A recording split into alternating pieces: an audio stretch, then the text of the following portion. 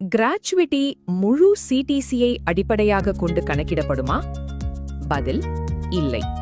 ஒரு பணியாளரின் மாதாந்திர சிடிசி 22,000 ரூபாயாக இருந்தாலும் கிராச்சுவிட்டி கணக்கிடுவதற்கு முன்பு சட்டப்படி தகுதியான ஊதியம் எவ்வளவு என்பதை முதலில் கண்டறிய வேண்டும். இந்த காணொளியில் ஒரு கற்பனையான உதாரணத்தின் மூலம் கிராச்சுவிட்டி எவ்வாறு படிப்படியாக கணக்கிடப்படுகிறது என்பதை தெளிவாக பார்ப்போம். நமது உதாரண பணியாளரின் சம்பள அமைப்பை இப்போது பார்ப்போம். மாதாந்திர மொத்த சிடிசி 22,000 ரூபாய் என்றாலும் இந்த முழு சிடிசி தொகை தானாகவே கிராச்சுவிட்டி கணக்கீட்டிற்கான ஊதியமாக எடுத்துக்கொள்ளப்படாது. முதலில் சட்டப்படி கிராச்சுவிட்டி கணக்கீட்டிற்கு பொருந்தக்கூடிய தகுதியான ஊதிய அடிப்படை என்ன என்பதை தீர்மானிக்க வேண்டும். அதன் அடிப்படையில்தான் கிராச்சுவிட்டி தொகை சரியாக கணக்கிடப்படும். புதிய ஊதிய விதிமுறை தொகுப்பின் கீழ் சட்டப்படி கணக்கிடப்படும் ஊதியத்தில் பொதுவாக அடிப்படை சம்பளம் மற்றும் அகவிலைப்படி ஆகியவை முக்கியமாக அடங்கும். வீட்டு வாடகைப்படி, பயணப்படி மற்றும் நிறுவனத்தின் வருங்கால வைப்பு நிதி பங்களிப்பு போன்ற பிற கூறுகள் பொதுவாக இதில் சேர்க்கப்படாது. ஆனால் மிக முக்கியமான 50% விதிமுறை உள்ளது. சம்பளத்திலிருந்து விலக்கப்படும் கூறுகள் மொத்த ஊதியத்தின் 50%ஐ தாண்டினால் அதிகமாக உள்ள தொகை மீண்டும் சட்டப்படி கணக்கிடப்படும் ஊதிய அடிப்படையில் சேர்க்கப்பட வேண்டும். எனவே கிராச்சுவிட்டி மற்றும் பிற சட்டப்பூர்வமான பலன்களை கணக்கிடும்போது அடிப்படை சம்பளத்தை மட்டும் பார்ப்பது போதாது. 50% விதிமுறையும் கவனத்தில் கொள்ளப்பட வேண்டும். நமது உதாரணத்தை இப்போது பயன்படுத்தி பார்ப்போம். மொத்த மாதாந்திர ஊதியம் 22,000 ரூபாய். இதன் 50% 11,000 ரூபாய்.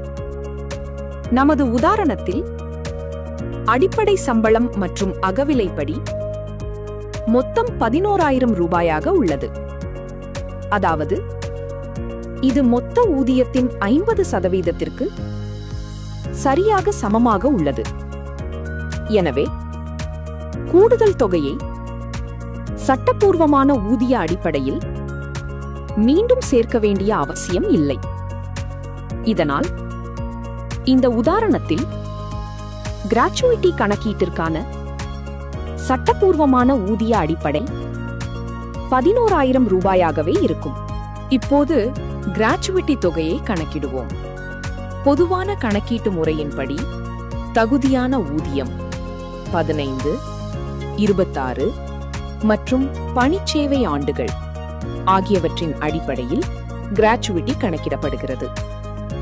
நமது உதாரணத்தில் தகுதியான மாதாந்திர ஊதியம் 11,000 ரூபாய். பணிச்சேவை காலம் 10 ஆண்டுகள். எனவே 11,000 பெருக்கல் 15 வகுத்தல் 26 பெருக்கல் 10 என்ற கணக்கீட்டின்படி கிராச்சுவிட்டி தொகை சுமார் 63,462 ரூபாயாகும். இதன் மூலம் முழு சிடிசியை பயன்படுத்தாமல் சட்டப்படி தகுதியான ஊதிய அடிப்படையை பயன்படுத்தியே கிராச்சுவிட்டி கணக்கிடப்படுகிறது என்பதை தெளிவாக புரிந்து கொள்ளலாம். கணக்கீட்டை சுருக்கமாக நினைவில் கொள்ளுங்கள். முதலில் 50% விதிமுறையின் அடிப்படையில் கிராச்சுவிட்டி கணக்கீட்டிற்கு தகுதியான ஊதியத்தை கண்டறிய வேண்டும். இரண்டாவதாக, அந்த தகுதியான ஊதியத்தின் அடிப்படையில் 15 நாட்களுக்கான ஊதிய மதிப்பை கணக்கிட வேண்டும். இறுதியாக அந்த தொகையை முழுமையான பணிச்சேவை ஆண்டுகளின் எண்ணிக்கையால் பெருக்க வேண்டும். மிக முக்கியமாக, கிராச்சுவிட்டி கணக்கீட்டிற்கு முழு சிடிசி அடிப்படையாக எடுத்துக்கொள்ளப்படாது. சட்டப்படி பொருந்தக்கூடிய தகுதியான ஊதிய அடிப்படையே கணக்கீட்டிற்கு பயன்படுத்தப்படும். நீங்கள் பார்க்கும் வகையில் பணிச்சேவை காலம் அதிகரிக்க கிராச்சுவிட்டி தொகையும் அதற்கேற்ப அதிகரிக்கும். நமது உதாரண பணியாளருக்கு கிராச்சுவிட்டி கணக்கீட்டிற்கான தகுதியான ஊதியம் 11,000 ரூபாயாக நிர்ணயிக்கப்பட்டுள்ளது.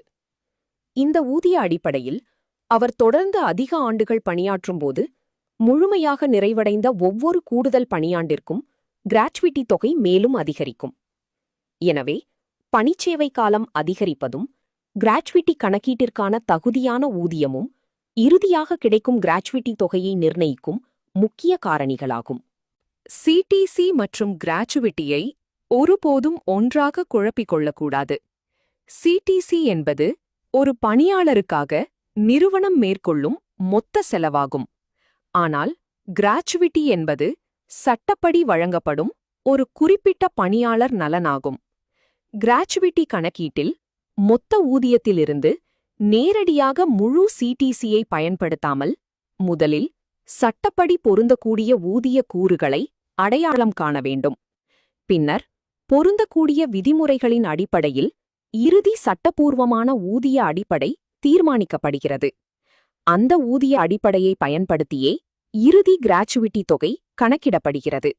பணியாளர்களுக்கும் மனிதவளத்துறைக்கும் சம்பள அமைப்பு மற்றும் ஊதிய வகைப்பாடுகளை தொடர்ந்து பரிசீலிப்பது மிகவும் அவசியம். ஒவ்வொரு சம்பளக்கூறும் எந்த வகையில் சேர்க்கப்படுகிறது என்பதை தெளிவாக சரிபார்க்க வேண்டும். குறிப்பாக 50% விதிமுறை சரியாக பயன்படுத்தப்பட்டுள்ளதா என்பதை உறுதி செய்ய வேண்டும். அதன் பிறகே சரியான சட்டபூர்வமான ஊதிய அடிப்படையை நிர்ணயிக்க முடியும். இந்த சரியான ஊதிய அடிப்படையை பயன்படுத்தி கிராச்சுவிட்டி மற்றும் பிற சட்டபூர்வமான நிதி பொறுப்புகளை துல்லியமாக கணக்கிட முடியும். இறுதியாக, உங்கள் சம்பளம் என்பது கையில் கிடைக்கும் தொகையை மட்டும் குறிக்காது. அதில் சட்டபூர்வமான பணியாளர் நலன்களும் முக்கிய பங்கு வகிக்கின்றன. எனவே, உங்கள் சம்பள அமைப்பை முழுமையாக புரிந்து கொள்வது அவசியம். இந்த கிராச்சுவிட்டி கணக்கீட்டு விளக்கத்தை பார்த்ததற்கு நன்றி. அடுத்த தலைப்பில் 50% ஊதிய விதிமுறையை நடைமுறை சம்பள உதாரணங்களுடன் தெளிவாக விளக்கப் போகிறோம். அடுத்த காணொளியையும் தவறாமல் பாருங்கள்.